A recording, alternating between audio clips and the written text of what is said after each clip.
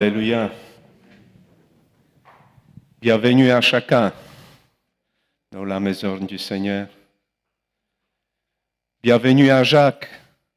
Sois béni, Jacques. Ça fait un petit moment qu'on ne s'est pas vu, mais Dieu te fait grâce encore ce matin. Et on se réjouit parce qu'on peut te voir. Alléluia. Bienvenue à chacun. Je me réjouis ce matin parce qu'on peut chanter ensemble et louer le Seigneur. Ces ados, quand ils chantaient, je me disais, en fait, si je fermais les yeux, je ne vais pas voir la différence, je ne verrai pas de différence avec les plus grands qui chantent. Alors je me réjouis. Mais je me réjouis aussi du fait que nous ne sommes pas là comme dans un spectacle, que nous sommes juste assis en train d'écouter et puis il y a une prestation qui se fait ici sur l'estrade. Mais je me réjouis parce que la salle, le peuple de Dieu participe, loue le Seigneur. Et c'est le but, que nous puissions ensemble élever le nom du Seigneur. Alléluia. Nous sommes venus ici pour adorer le Seigneur, lui rendre gloire, parce qu'il est digne d'être loué. Et comme dans ce petit chant que nous avons entonné, qu'à Golgotha, tout est accompli. Dans ce lieu, cet endroit qui était un endroit de honte, d'humiliation, nous avons tout reçu. Tout est accompli. Et ce matin, ces jeunes qui chantent, oui, il y a un travail derrière de certains, mais surtout, il y a toute la grâce du Seigneur. Merci Seigneur. Vous savez, très souvent, quand on fait quelque chose, quand on travaille, quand on se consacre, on aime voir le fruit de ce travail. Mais parfois, le fruit tarde. C'est bien quand on peut le voir tout de suite, ça nous encourage. Mais il faut de la foi quand on ne voit pas tout de suite. Et je pensais à la prédication de notre frère Bernard, quand il disait, voilà, il donnait cet exemple de cet homme qui travaillait, qui avait la foi, mais de son vivant, il n'a pas vu le fruit de son travail. Mais le fruit a apparu. Pour ceux qui jardinent, qui ont des potagers, cette année, on se rend compte que quand on a semé quelque chose, ça tarde. Il y a un mois et demi, peut-être voire 2 mois de décalage par rapport à l'année dernière. Et on jette la semence dans la terre, et puis, il fait froid, il fait pas trop beau, puis on sort, quand on sème, on sort et on regarde, au matin, on aime bien aller voir, est-ce que ça commence à sortir? Il n'y a rien, ça tarde, on est impatient. Mais à un moment donné, on voit que la terre commence à se déformer. Ah, ça y est, ça va sortir. Et ça sort. Et on voit que, mais cette semence qui était jetée là-bas dedans a dû d'abord mourir avant de porter le fruit. Mais ce n'est pas ça ma prédication ce matin. Mais je me réjouis. Et dans un message que Lydie a lu de la part de quelqu'un, je ne vais pas dire son nom, et la personne, il échange des infos sur la santé, etc. Et puis la phrase qui se termine, qui dit « On vous aime ». Ah, ça fait du bien. Alléluia. Alléluia.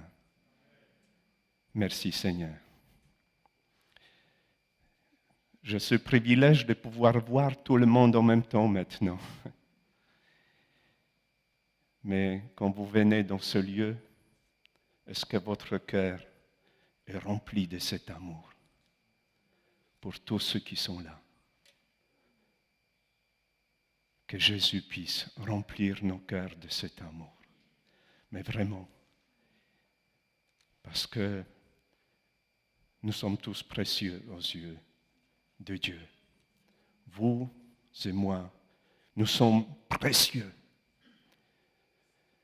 Et s'il en était autrement, Dieu n'aurait pas donné ce qu'il avait de plus précieux pour toi et pour moi. Son Fils Jésus-Christ. Dieu nous a aimés le premier. Et l'amour de Dieu pour nous ne se limite pas aux paroles seulement. Mais comme le dit l'apôtre Paul dans son épître aux Romains au chapitre 5 et verset 6, il dit « Mais Dieu prouve son amour envers nous lorsque nous étions encore sans force, lorsque nous étions encore de pécheurs, dans d'autres traductions, Christ est mort pour nous, pour moi et pour toi. » Ça, c'est la preuve de l'amour de Dieu. Alors, puisque nous sommes si précieux à ses yeux, et puisqu'il nous a tellement aimés,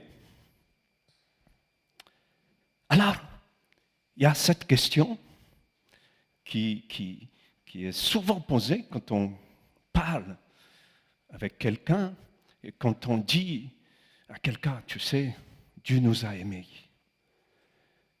Mais souvent cette question, s'il nous a tellement aimés, alors pourquoi mon fils qui avait 2 ans est mort? Très souvent. Alors, si Dieu nous a aimés, pourquoi je dois souffrir?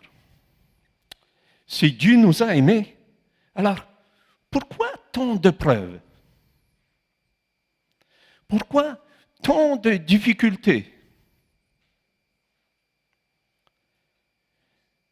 Et puis on pourrait faire cette liste bien longue avec toutes les questions et c'est pourquoi? Et toujours pourquoi? Beaucoup de questions, pourquoi? Et pas toujours de réponses. Mais j'aimerais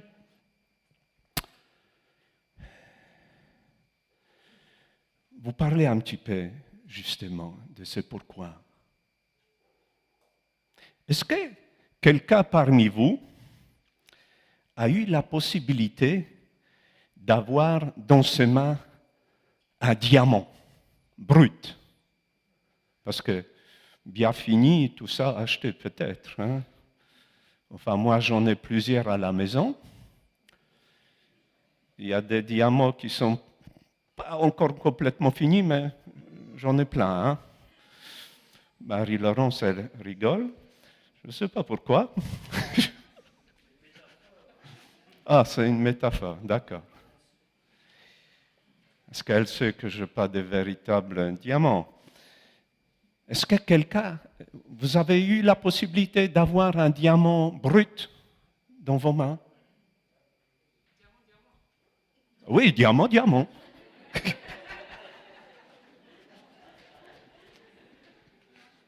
Non? Bon. En tout cas, évidemment, moi non plus, je n'ai pas eu la possibilité d'avoir un diamant brut dans mes mains.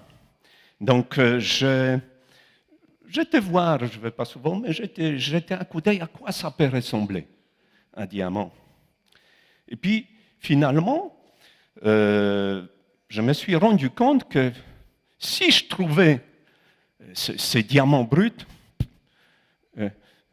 je ferais pareil comme je fais dans mon petit potager quand il y a des cailloux. Vous savez, après la pluie, il y a des cailloux qui ressortent. Bon, je ramasse, jette un peu tout ce qui est en sur. J'aurais ramassé et jeté à la poubelle.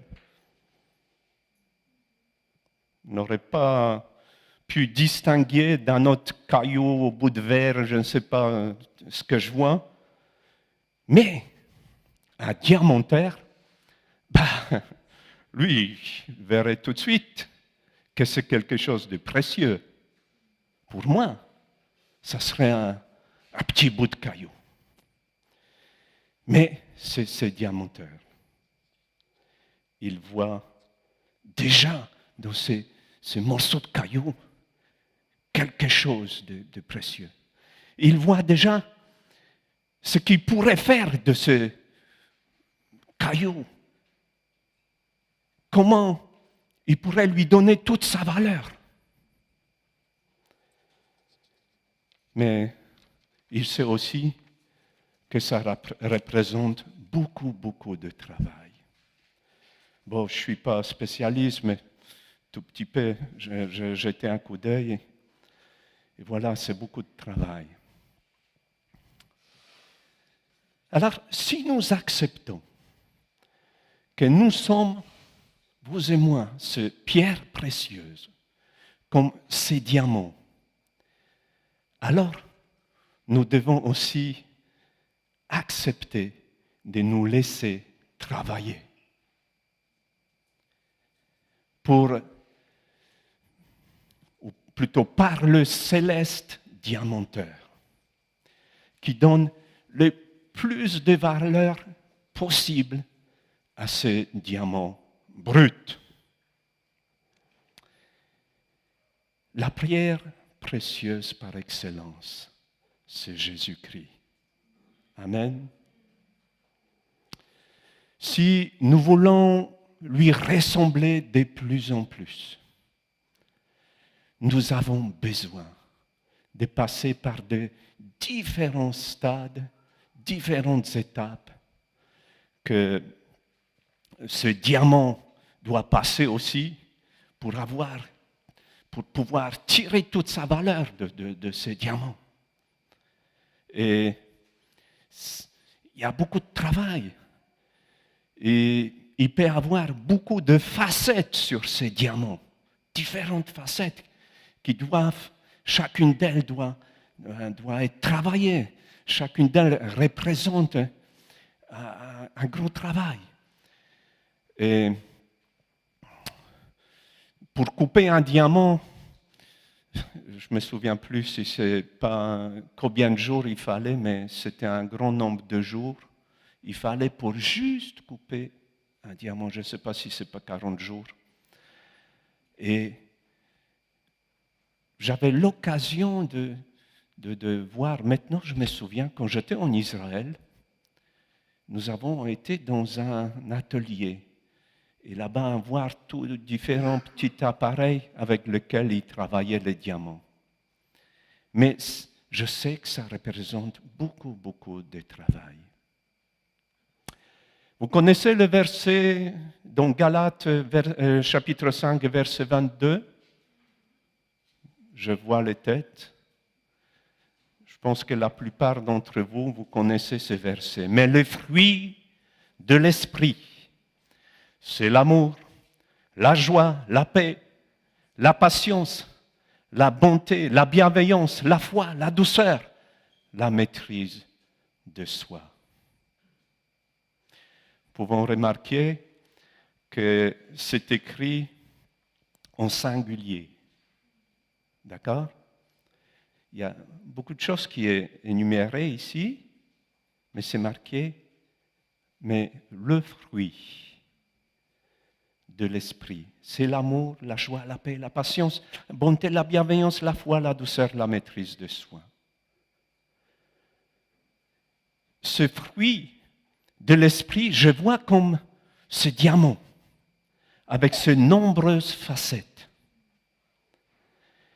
qu'on a besoin de faire apparaître pour lui donner toute sa valeur.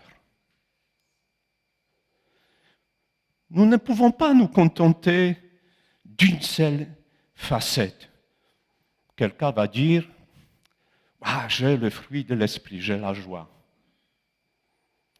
J'ai la joie, mais Je n'ai pas la paix. Je n'ai pas la joie, je n'ai pas la paix.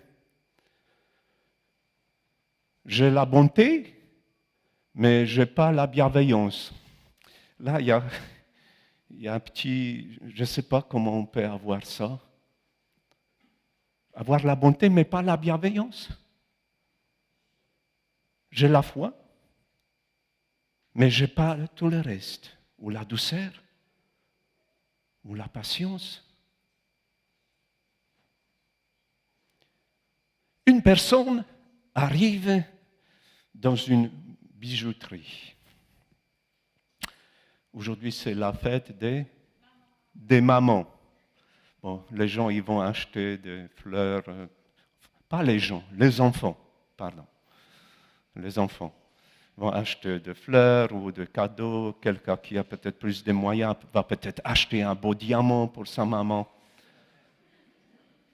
Bon, ici, je ne vois pas des foules qui vont acheter des diamants, apparemment, vu les réactions, mais ce n'est pas ça le plus important.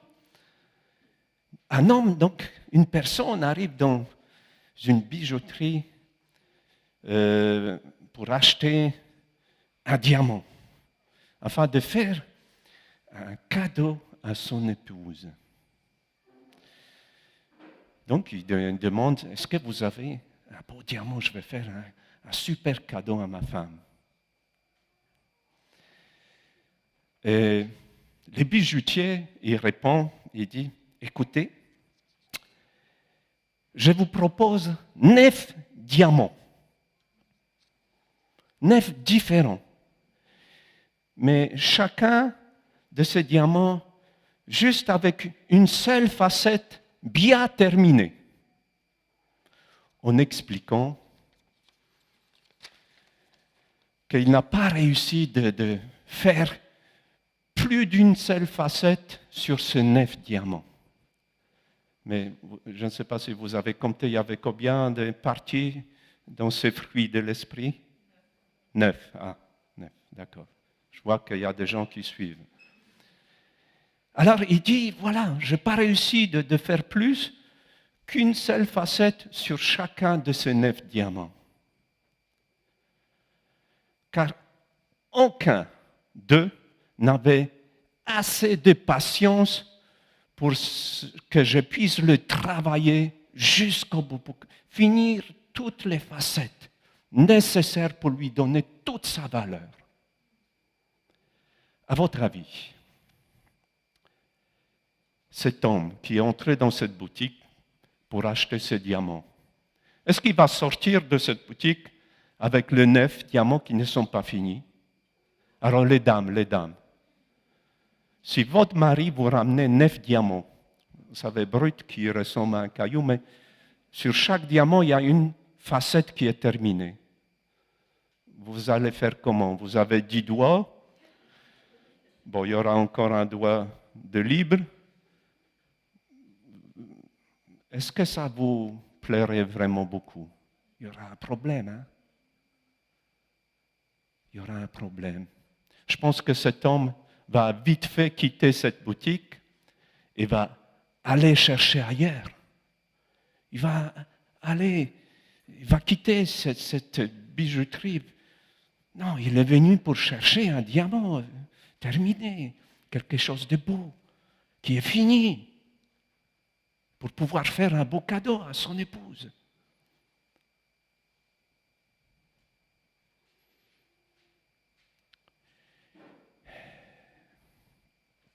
Alléluia. L'Église de Dieu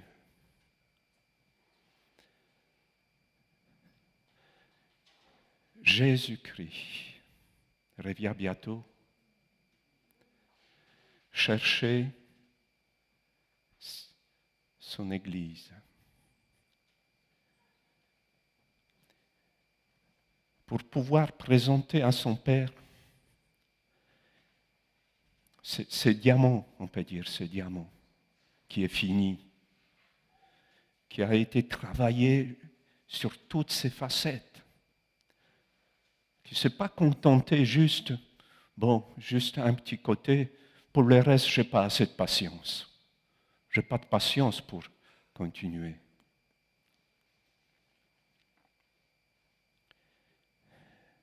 Si je suis cette pierre précieuse, diamanteur, c'est excellent diamanteur, avec ses yeux de professionnel, il voit déjà dans ce diamant brut le produit fini, la beauté et la valeur du bijou. Alors patience, patience. Et comme je disais au départ qu'il y a beaucoup de pourquoi. Dans notre vie, il y a pourquoi et encore pourquoi. Et pourquoi? Pourquoi il m'a dit ça? Pourquoi j'ai passé par là? C'est Céleste diamanteur, il travaille. Arme-toi de patience. Parfois, c'est long. Parfois, ça peut paraître douloureux. Parfois, c'est combien encore? Mais il travaille. Une de tes facettes. Le Seigneur, il y a encore un peu de travail dans ma vie. Je suis conscient. Mais je lui ai dit, Seigneur, donne-moi la patience. Donne-moi cette patience pour que je puisse supporter, tenir, ne pas baisser les bras, ne pas abandonner. Et pas m'enfermer dans les questions, pourquoi? Mais accepter. Parce que ce diamantaire, il voit le produit fini, la valeur finie de ce produit. Alors ces moments de difficulté, d'épreuve par lesquels que tu passes peut-être, ce n'est pas pour t'embêter, ce n'est pas pour te faire du mal, mais il y a un but derrière. Parce que Jésus-Christ voit déjà la valeur de cette pierre brute qui doit être travaillée. Quand vous avez rencontré le Seigneur, vous pouvez lever la main pour ceux qui, du jour au lendemain, sont devenus ce diamant avec toutes les facettes déjà terminées. Est-ce qu'il y a quelqu'un ici dans cette salle qui, du jour au lendemain, est devenu ce diamant terminé? Je ne crois pas. Dieu travaille. Il continue son travail. Il continue le travail.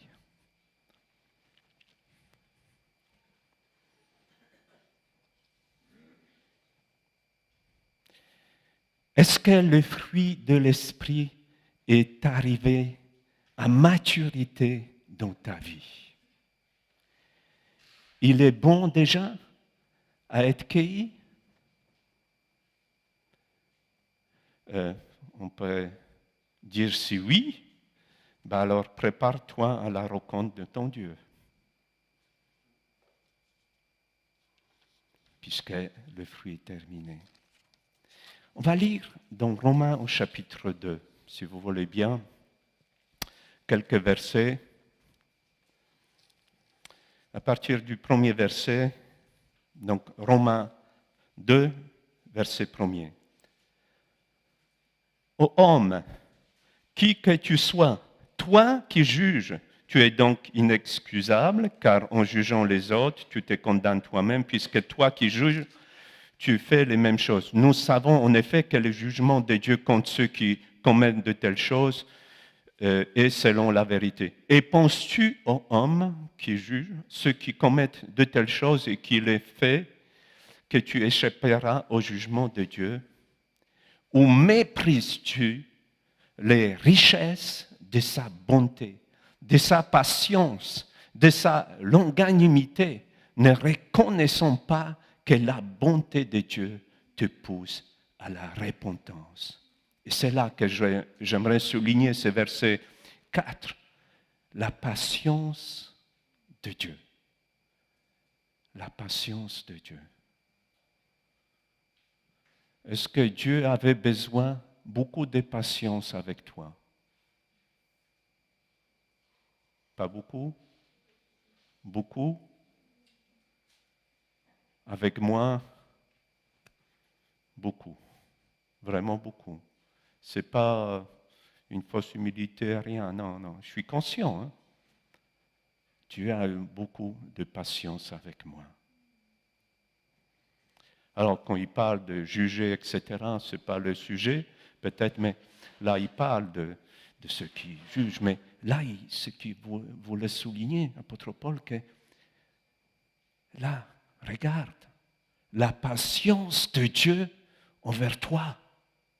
Réalise. Nous devons réaliser combien Dieu avait de patience envers nous. Et, vous savez, on va aller dans 2 Pierre chapitre 3. 2 Pierre chapitre 3.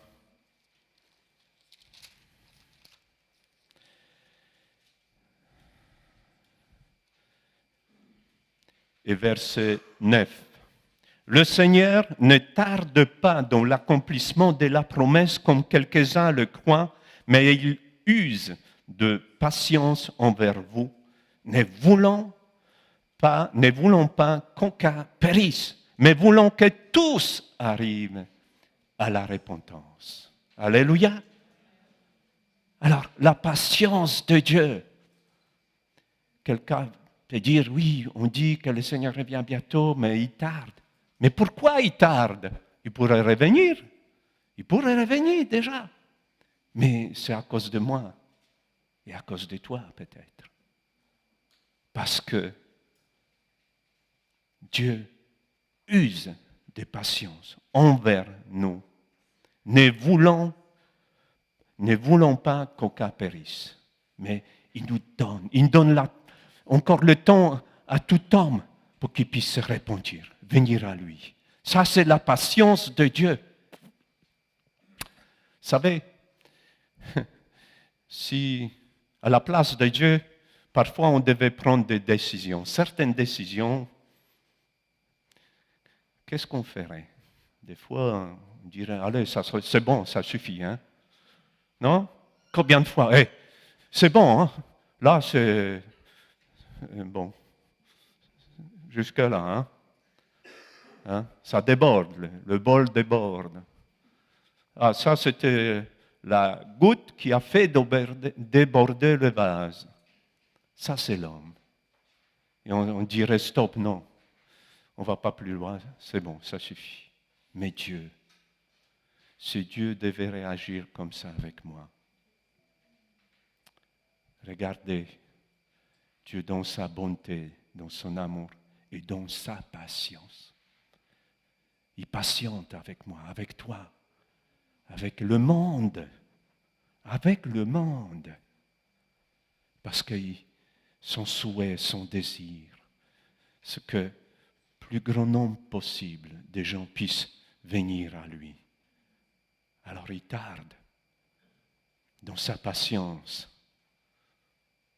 Jacques, dans le chapitre 5, il écrit, verset 7, « Soyez donc patients, frères, jusqu'à l'avènement du Seigneur. Voici là, le laboureur attend le précieux fruit de la terre. Prenons patience à son égard jusqu'à ce qu'il ait reçu le fruit de la première et de l'arrière-saison. Vous aussi, soyez patients, affermissez vos cœurs, car l'avènement du Seigneur est proche. »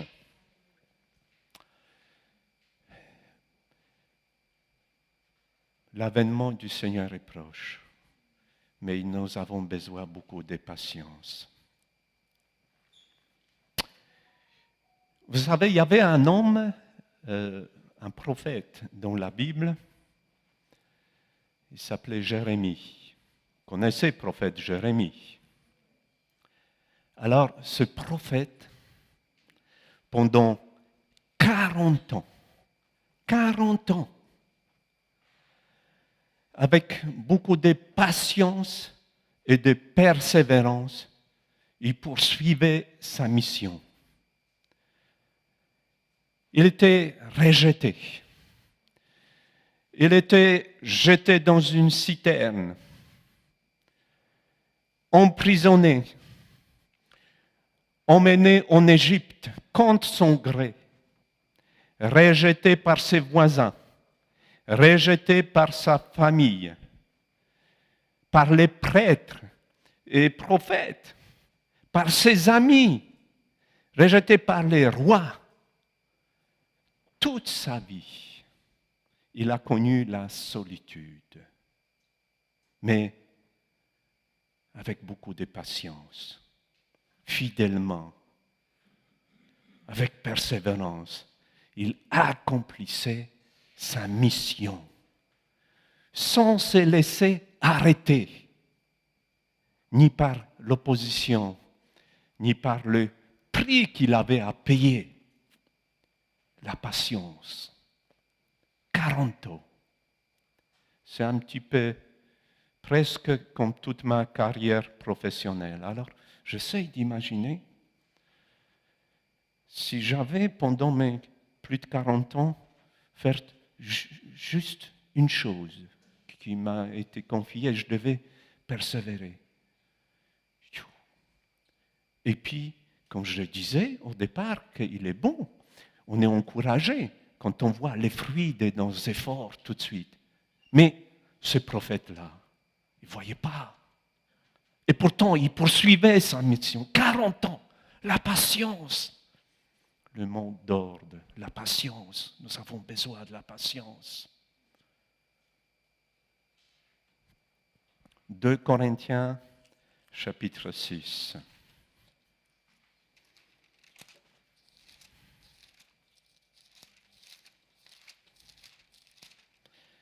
Et verset 4. Ça, c'est l'apôtre Paul qui parle. Mais nous rendons recommandables à tous égards, comme serviteurs de Dieu, par beaucoup de patience, dans les tribulations, dans les calamités, dans les détresses, sous les coups, dans les prisons, dans les séditions, dans les travaux, dans le veille, dans le jeûne. Nous nous rendons recommandables par beaucoup de patience. Est-ce que vous êtes patient? Je suis un peu sourd, donc il faut dire un peu plus fort parce que...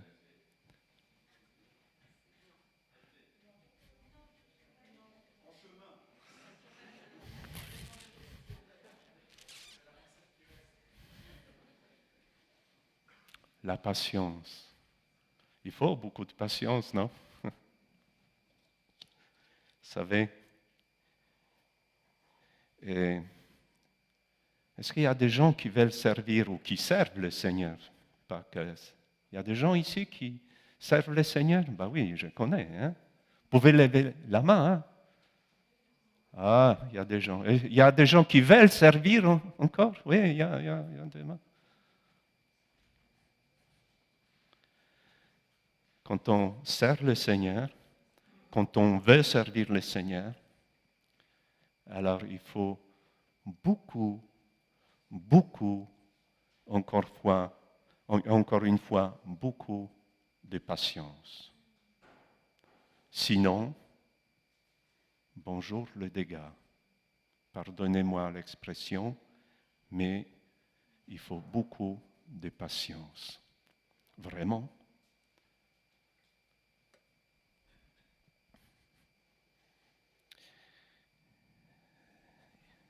C'est quelque chose qui est très important.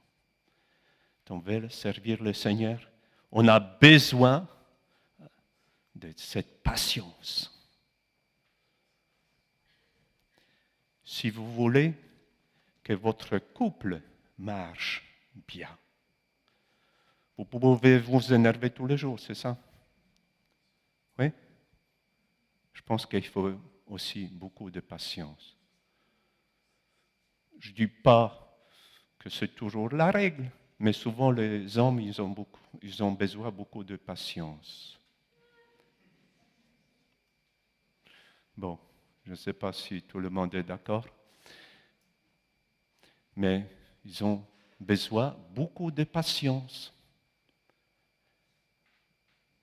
Alors, quand on est impatient, vous savez, il y a beaucoup de problèmes que ça entraîne. Il faut vraiment beaucoup de patience. Ça, c'est une des facettes du fruit de l'esprit, mais tellement importante. La patience. Vous savez, parfois, quand quelqu'un disait, parfois il faut faire 3 fois le tour de la pièce, quelqu'un d'autre a besoin peut-être faire 10 fois le tour de la table, et après, ok, cool, et ça descend un peu, avant de répondre.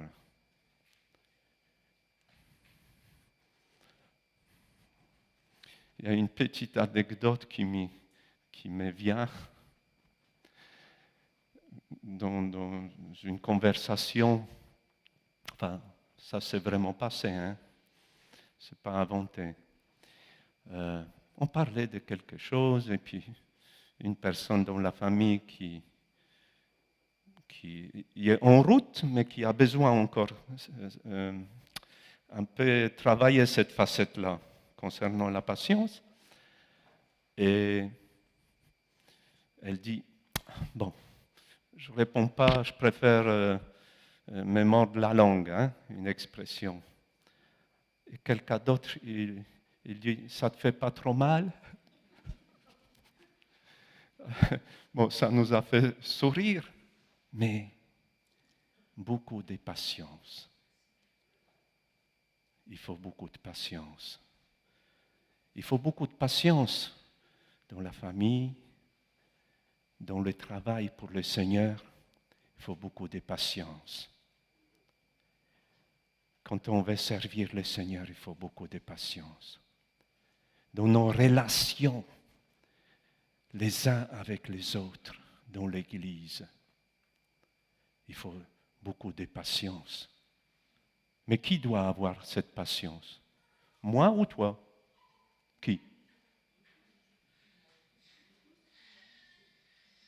Dites-moi, qui doit avoir d'abord cette patience? C'est le pasteur, hein? Oui, je suis d'accord, il doit avoir beaucoup de patience. C'est quoi? C'est des responsables d'abord? Si nous comprenons chacun, si nous réalisons chacun, si nous les acceptons, si nous les désirons, si dedans, là, nous avons accepté, oui, il y a certainement du travail encore. Ça, c'est une chose. Mais déjà, cette volonté, c'est vouloir là, Seigneur, viens à mon secours. Donne-moi la patience. La persévérance, c'est souvent le même mot. Nous avons besoin. Regardez, c'est Paul qui écrit qu'il se rend recommandable par cette patience dans ces difficultés que nous avons énumérées au départ, ces questions pourquoi, mais lui, il les vivait réellement. Il les vivait réellement, il a vécu, je ne peux pas dire que j'ai vécu des tribulations véritablement. Je n'ai pas été jeté en prison à cause de ma foi, pas jusqu'à présent. Je ne sais pas ce qui va se passer demain, mais je n'ai pas été battu à cause de ma foi. Mais tout ceci, apôtre Paul, il vivait, les apôtres le vivaient. Bien des chrétiens ont vécu. Mon père, il l'a vécu. Ils ont tenu. Ils ont tenu. Ils avaient besoin beaucoup de patience. Ils ont gardé cette patience. Regardez Paul et Silas, on ne va pas le lire, vous connaissez l'histoire. Paul et Silas qui se retrouvent dans la prison, ils sont jetés en prison. Alors comment à cause de leur foi, à cause du nom de Jésus. Et qu'est-ce qu'ils font? Ils louent le Seigneur. Ils ne sont pas en train de dire, Seigneur, quand est-ce que tu vas nous libérer? Quand est-ce que tu nous feras sortir de cette prison? Ils ne disent pas, Seigneur, quand est-ce que cette épreuve va se terminer? Mais avec beaucoup de patience, ils sont là. Ils savent que le Seigneur, il les voit. Il est fidèle. Alors, qu'est-ce qu'ils font? Ils ne prient pas toute la nuit pour dire, Seigneur, délivrez-nous, délivrez-nous. Mais ils louent le Seigneur. Avec patience, avec cette tranquillité. Ils louent le Seigneur. Et le Seigneur, il n'est pas venu en retard. Hein? Il n'est pas venu en retard. Beaucoup de patience. Il y avait un autre personnage, une autre personne qui est citée dans la Bible comme quelqu'un de très patient. Vous savez qui? L'homme le plus patient. Pardon? Qui? Je n'entends pas bien. Moïse, mais bien sûr, Moïse. Et regardons un peu l'exemple de cet homme. Je pense que vraiment on peut prendre l'exemple de cet homme que Dieu a défini comme quelqu'un de patient. Alors, dans Nombre au chapitre 12, c'est le 1, 2, 3, 4e livre de la Bible, au chapitre 12, il y a une histoire. Il y a des événements qui se passent, qui touchent... il y a eu beaucoup d'autres événements, mais là, il y a un événement qui touche sa personne directement. Son frère et sa sœur, Marie et Aaron, ils parlent contre Moïse. Et Dieu n'est pas content. Dieu n'est pas content. Non, il dit encore. Il commence à parler contre lui. Alors, qu'est-ce qui se passe? Dieu envoie la lèpre sur Marie. Vous savez, Moïse, ni dans ses pensées, ni dans ses paroles, il ne l'a pas dit, il ne l'a pas fait sentir en disant, bon, voilà, ça c'est ton salaire de tes comportements. Vous comprenez ce que je dis? Hein? Des fois, on peut dire, il lui arrive ça, c'est sa faute. Si elle est lépreuse, c'est parce qu'elle s'est mal comportée, elle a péché, elle a parlé contre moi. Il n'a pas dit ça. Mais Moïse, qu'est-ce qu'il fait? Il va implorer Dieu. Dieu, aie pitié d'elle. Arrête.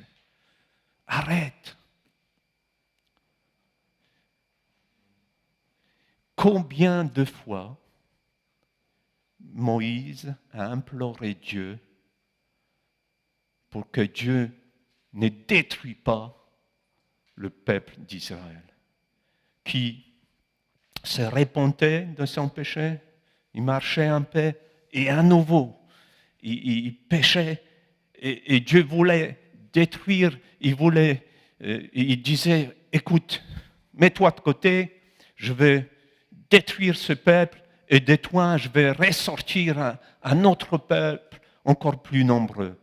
Et Moïse, il n'a pas dit dans son cœur, ok, je vais être tranquille maintenant, je n'aurai pas la charge à continuer à porter ce fardeau. Non, Moïse, dans sa patience, il dit, Seigneur, ne fais pas ça, parce que qu'est-ce qu'ils vont dire le peuple autour de nous? Il implorait encore le Seigneur. Vous savez, quand Moïse envoie ses 12 espions pour espionner le pays que Israël devait prendre possession, alors il envoie le représentant de chaque tribu quelque part, et puis ils partent. Alors, les 12 reviennent. Alors, il y a deux camps dans ces espions, il y a 10 et 2. Alors, 10 d'entre eux, ils viennent avec, avec un rapport très, très pessimiste, on peut dire ça. Ils découragent le peuple. Ils disent, il ne faut pas qu'on aille. Mais en fait, quand ils ont été envoyés, Moïse n'a pas dit, allez voir. Dieu n'a pas dit, allez voir, est-ce qu'on peut prendre possession de ce pays? Ce n'était pas ça la question. Allez voir le pays, comment ça se passe, etc. Parce que Dieu a promis, vous allez prendre possession de ce pays. Il n'était pas question, est-ce que c'est possible ou pas? Il devait juste espionner, voir les conditions, mais pas prendre des décisions ou se prononcer oui ou non. Mais eux, ils viennent, le disent, non, on ne peut pas aller, il y a des géants, on va jamais, on va périr. Mais le Dieu a dit le contraire. Mais Caleb et Joseph, ils viennent et ils disent tout l'inverse. Oui, c'est un pays où il y a de belles choses comme Dieu l'a promis. Mais on va aller vaincre. On va prendre possession de ce pays. Mais le 10 ont excité un peu tous ces gens-là. Ils voulaient les lapider. Et à nouveau, une situation où Moïse doit se mettre entre deux, dans sa patience. Dans sa patience. Quel modèle de patience.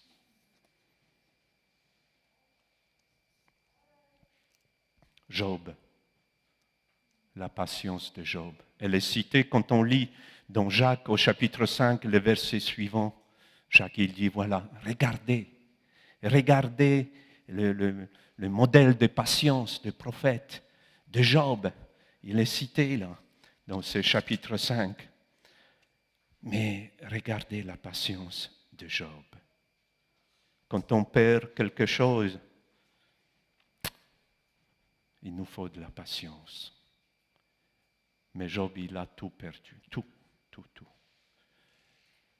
S'il s'est laissé aller quelque part dans son impatience, incité encore par son épouse à se détourner de Dieu, mais non, il a persévéré, il a patienté, il restait fidèle, il restait attaché à Dieu.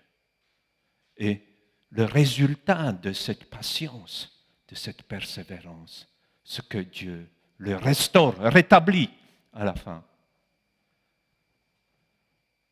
Mes frères et sœurs, soyons patients dans l'épreuve, dans les difficultés, quand les questions viennent, pourquoi? Pourquoi? Et qu'il n'y a pas la réponse forcément. Pourquoi? Nous avons commencé, moi et mon épouse, on se disait pourquoi au départ de notre mariage, pourquoi? Pourquoi notre fils? Cela, pourquoi? Mais on a compris au bout d'un certain temps. On ne pose plus jamais cette question pourquoi. Mais on se dit, Seigneur, merci pour le miracle qui dure encore. Merci, pareil, il est là. On l'a déjà enterré, on s'est préparé, on a dit à nos parents, il va mourir, il va mourir. Il y avait cette question, pourquoi? Mais Dieu sait toutes choses. Ne t'attends pas toujours à toutes les réponses, parce qu'on ne les aura pas toujours, toutes les réponses. Si on avait toutes les réponses, si on savait tout, oh, ça serait parfois très difficile. Si je savais que je vais avoir un cancer, peut-être à un certain moment, comment j'allais vivre ça? Pendant des années, oui, tu vas avoir un cancer dans 10 ans. Ah, il reste encore 8 ans, encore 2. Non, ce n'est pas comme ça. Le Seigneur sait ce qu'il y a de mieux pour toi et pour moi. Alléluia. Alors, arme-toi de patience. Il travaille ton cœur et les miens il travaille toutes ses facettes. Parce que quand il viendra te prendre et te présenter devant son Père, voilà. Il ne va pas dire, écoute, pardonne-moi, mon Père, mais je n'ai pas eu le temps de finir toutes les facettes. Alors laisse-toi faire. Prends patience. Le Seigneur va faire de toi un diamant précieux, fini, terminé, qui a beaucoup de valeur. Alléluia. Je vais bientôt terminer, ne vous inquiétez pas, j'arrive à la fin. Je n'ai pas bien entendu. Alléluia. Ah, voilà, il y a déjà un petit fruit de cette prédication. Dans Éphésiens chapitre 4. Éphésiens chapitre 4.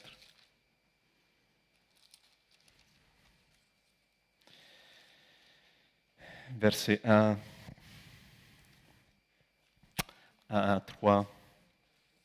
Je vous exhorte donc, moi, le prisonnier dans le Seigneur, à marcher d'une manière digne de la vocation qui vous a été adressée, en toute humilité et douceur, avec patience, vous supportant les uns les autres avec amour, vous efforçant de conserver l'unité de l'esprit par le lien de la paix. Beaucoup de patience, vous supportant les uns les autres. Il faut de la patience. On n'est pas parfait encore, mais bon, ça vient, ça vient. Alléluia. Colossiens 1, verset 10. Pour marcher d'une manière digne du Seigneur et lui être entièrement agréable, portant des fruits en toutes sortes de bonnes œuvres et croissant par la connaissance de Dieu, fortifié à tous égards par sa puissance glorieuse, en sorte que vous soyez toujours et avec joie persévérants et patients. Et le chapitre 3, c'est mon dernier verset, et verset 12 et 13. Donc 3, versets 12 et 13. Ainsi donc, comme des élus de Dieu, saints et bien-aimés, revêtez-vous des sentiments de compassion, de bonté, d'humilité, de douceur, de patience. Pourquoi? Supportez-vous les uns les autres, et si l'un a sujet de se plaindre de l'autre, pardonnez-vous réciproquement de même que Christ vous a pardonné, pardonnez-vous aussi. Si je manque de patience, si j'ai envie d'aller, peut-être en tant que responsable, peut-être que en tant que père, des fois aller secouer, quand est-ce qu'il va comprendre? Non, ça, on n'a jamais envie. Des fois même, peut-être les pasteurs, pardonnez-moi, si quelqu'un est un peu, il nous semble lent à comprendre. Et on aurait peut-être, mais Seigneur, garde-nous, donne-nous la patience. Alors pour nous aider à avoir cette patience. De même que Christ vous a pardonné, pardonnez-vous aussi. De même que Dieu a eu beaucoup de patience avec moi, alors garde et de la patience avec les autres. Vous êtes beaux, vous êtes précieux. Ce n'est pas parce que Thaddée il l'a dit, mais c'est parce que le Seigneur le pense. Vous êtes précieux. C'est pour ça que vous passez par des épreuves, par des difficultés. Il n'y a pas d'autre raison. Dieu ne se plaît pas pour fatiguer quelqu'un, éprouver quelqu'un. Non. Non, non, non, non. Mais Dieu travaille nos cœurs. Alléluia. Pourquoi? Pourquoi? Dieu le sait.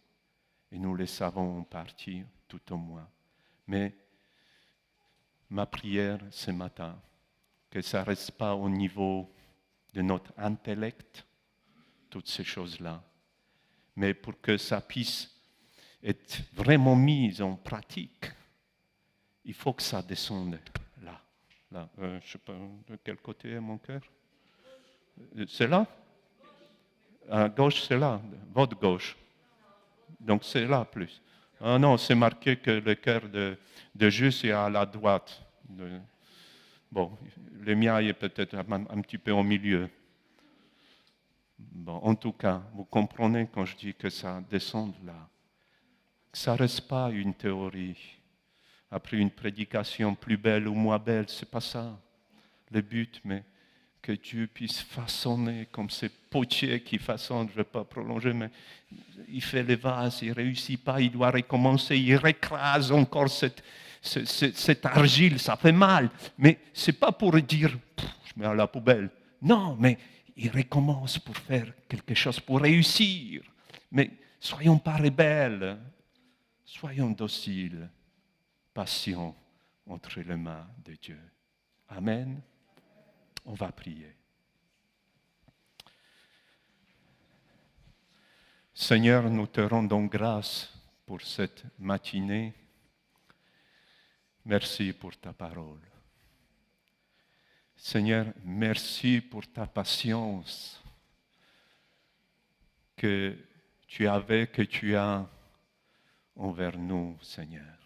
Oui, tu as eu beaucoup de patience envers moi, Seigneur Jésus. Et nous voulons vraiment encore ce matin te demander vraiment toute ta grâce nécessaire pour nos vies, pour que nous puissions manifester ce fruit de l'Esprit. Et tout particulièrement, ce matin, nous te demandons, donne-nous cette patience qu'avait Moïse, Seigneur. Tu nous le présentes comme modèle de patience, Seigneur Jésus. Toi, Jésus, oh, quelle patience.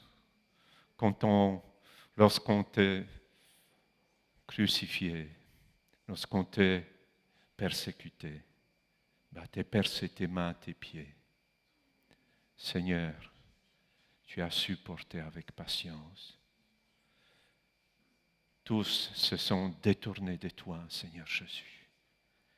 Mais dans ton amour, dans ta patience, Seigneur, tu priais pour tous ceux qui t'ont cloué sur cette croix. Merci, Jésus, pour ton amour. Seigneur, je te prie aujourd'hui pour ceux et celles qui ont peut-être tout particulièrement besoin vraiment de patience, qui manquent de cette patience, Seigneur. Tu connais chacun de nous. Seigneur, alors accorde ta grâce. Que cette assemblée puisse marcher ensemble, que nous puissions nous supporter les uns et les autres dans la patience, Seigneur Jésus. Que les foyers ne soient pas divisés à cause de l'impatience. Alors accorde ta patience à chacun. Tu es merveilleux. Seigneur, je te loue. Seigneur, quand je pense à moi-même, combien tu as eu de patience avec moi, Seigneur. Je n'ai pas les mots pour te dire merci. Seigneur, que ta parole puisse œuvrer maintenant par ton esprit dans le cœur. Amen. Amen. Soyez bénis.